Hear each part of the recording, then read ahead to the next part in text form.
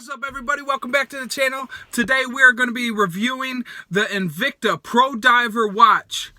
Let's get into it. So if you clicked on this video, you're one of my loyal subscribers and fans. Thank you for being here. I'm glad you're here. I'm glad to be here. It's great to be here together. Other than that, you're watching this video because you are thinking about purchasing, or you already have purchased, the Invicta Pro Diver watch, either from Invicta's website or Amazon or another third-party website like that. Very beautiful watch. Today I'm going to talk about it and talk about the pros and cons of this watch and whether you should buy one as well. Okay, so depending on your color choice, the Invicta Pro Diver watch can range anywhere from about $60 to $100. It seems like the more popular color choices might actually be cheaper, because for me, the blackface watch was actually the cheapest on Amazon. I got it for, I believe, $69 or $64.99, something like that. If you look online, this is the most common color that most people buy, for the main fact being that it looks identical to a Rolex diver watch, which comes with the black face and everything. And I'll show a picture of the Rolex version now and a picture of the Invicta version now, and you'll see the difference. Okay, so here you have the Rolex for $16,000 and the Invicta for $64. So as you can see, both watches look very similar.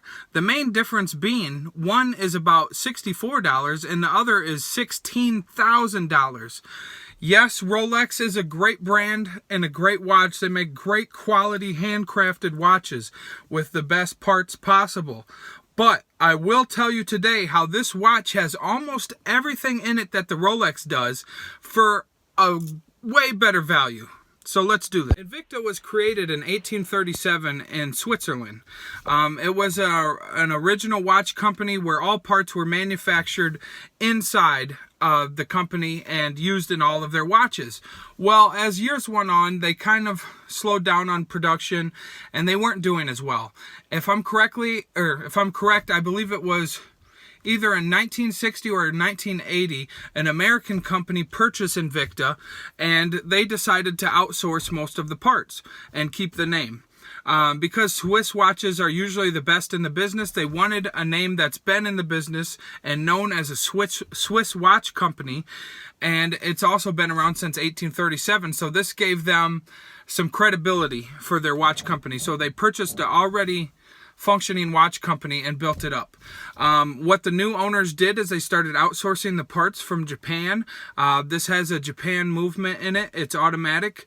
The case and the wristband is stainless steel, and I believe the lens on top is mineral, but I'm not 100%. I would have to check into that.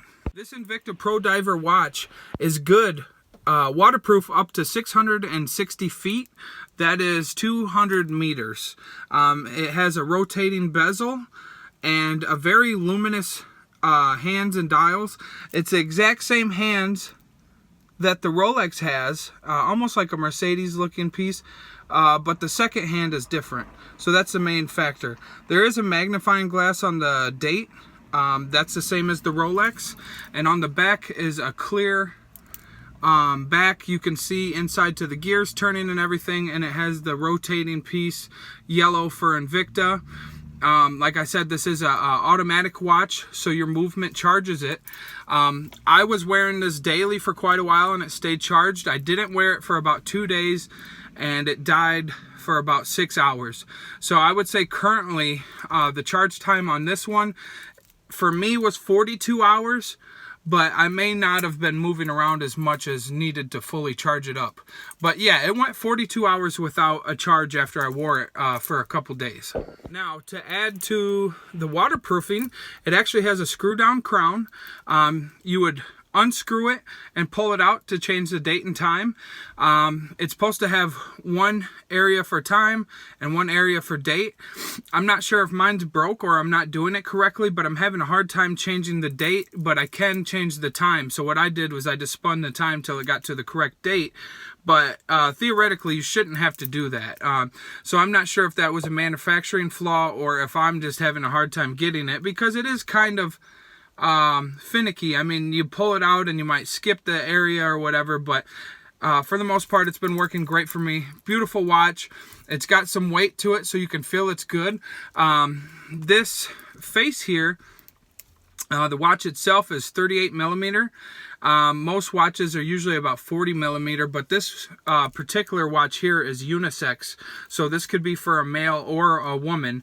38 millimeters isn't very overpowering on a woman's wrist, and on mine it looks casual. It's not too small, it's not too large. I love this watch. It's an everyday watch in an everyday color. It goes with any outfit. Like I said, rotating bezel. When I first got it, the bezel did not rotate very well. I will say that. I'm not sure if it was just stiff, maybe from manufacturing, or stiff because of you know, setting in a factory for a while. But now that I've used it a couple times, the bezel does rotate perfectly. No issues there. Now, if you were to choose the Rolex over this, what would you receive? Well, besides the brand, which is mainly what you're paying for, you also would receive a stainless steel band and case. You would also receive the rotating bezel with the luminous hands and the magnifying date, with the screw down crown. I believe it's slightly more water resistant. It's like 200 meters or 300 meters instead of the 200 on this. It is also automatic, but the main difference is all parts would be manufactured and put together by Rolex by hand, and the quality of parts is much better. Now, when you buy a Rolex, it comes with maintenance fees. You would have to maintain your Rolex movement. Every couple years, you may have to go in there and get it maintenanced or worked on, and that comes with a hefty price as well. Now, this movement, if I had to replace this movement, it's a basic Japanese movement. It's the same as Seiko, but it's just an unbranded version of the Seiko Japanese movement, and it would be $7.99, I believe. If I purchase this on the higher end, $12.99. But either way, I could purchase it for very cheap and put it in myself. It's not very hard at all compared to paying for maintenance fees every couple years. And I mean, having a Rolex is awesome. A lot of people don't realize how hard it is to get a Rolex. So even if I had $16,000, I would have to find a Rolex agency or whatever it's called, or distributor or whatever, and I would have to speak with them, set up an appointment. They would be offering me the watches they want to sell me. I don't necessarily just get to walk in there and tell them what I want unless I'm a high quality customer. If I'm just some average Joe off the street, a lot of times they'll deny even selling you a watch. But in today's day and age, watch sales are going down. Apple watches are much more popular than normal watches nowadays. It's kind of a dying hobby. But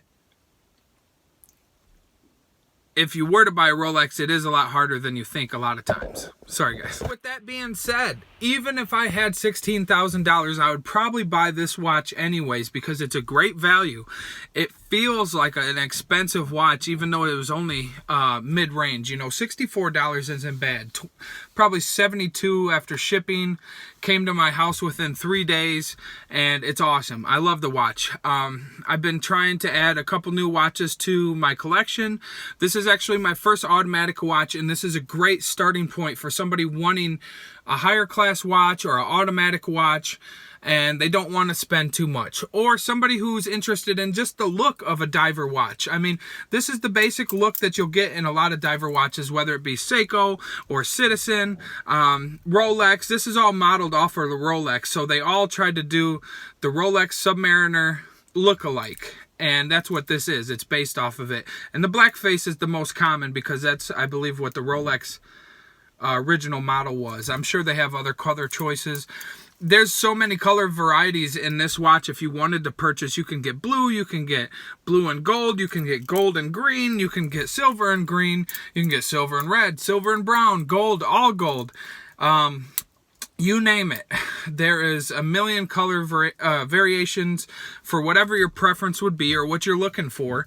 The all gold watch with the green face looks a lot like a Rolex Presidential. So you can get a couple very nice looking watches for cheap price range on Invicta. Now, if you do research on Invicta online, most people talk negative about it, mainly because they sell a lot of watches with huge faces, and they do themed watches. Like I seen a Thanos watch recently, or Batman, which is cool. I'm actually into that. But they're really big, gaudy watches, and a lot of true watch collectors aren't into that type of thing. But for Invicta in general, I think they're awesome. They make every kind of watch you could possibly want. You want a sport watch, you want a G-Shock look-alike, you want a leather band, you want stainless steel Rolex look-alike. I even seen they have like Richard Mille look-alikes. They got these giant ones, themed watches, Mickey Mouse, you name it. And so it is a great value, especially if you're just getting into the hobby and you want a decent watch, especially automatic or whatever. They have automatic or quartz if you want a battery watch.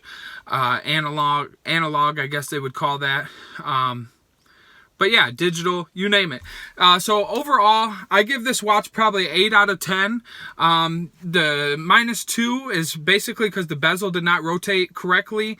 And it was described that it lasts 48 hours without being charged or moved, and mine lasted about 42 hours. I'm not sure if it's going to last 42 hours each time, but that was just during my test. So hopefully you guys enjoy. If you do get this watch, I highly recommend. I mean, 8 out of 10 stars, and that's pretty high in my range. Great value, great product. It's super cool. You can get any type of watch you want for a decent price. I definitely recommend checking them out. You can go to Invicta.com, which their website's kind of hard to surf sometimes, if you ask me. So what I did is I bought directly off Amazon, and I make sure that it's coming from a good distributor. It is coming from China, but that's okay because most of the watch parts do come from China. And then like I said, it's going to be quick and easy. The process is awesome. Make sure that you're buying a new watch. I see a new watch. I see a lot of guys sell used watches on Amazon or refurbished. You don't want to do that. Get brand new. It comes with a 2 or 3 year warranty straight from Invicta that comes in the box. So I could contact Invicta anytime for repairs or anything like that. I'm sure most of it's covered. Even not, you can pay them for repairs as well. So that, guys, is my review of the Invicta Pro Diver watch. I got it with the black face. It looks a lot like the Rolex Submariner. Great watch, great value. Tune in next time. Like, subscribe, ring the bell, and in the comments, let me know if you like this video, what kind of watches you want to see in the future, any recommendations for how I do my videos. If you want to see something new or you think I should change something, let me know, guys. I'm here for you. Like I said, like and subscribe. It's super important. I need to get my algorithm going again, so I appreciate everything. Thanks for tuning in, especially you guys that watch the live premiere. I appreciate you so much, each and every one of you. Have a great day. Have a great weekend. And hopefully I can get these words out better in the next one. Thanks. See ya.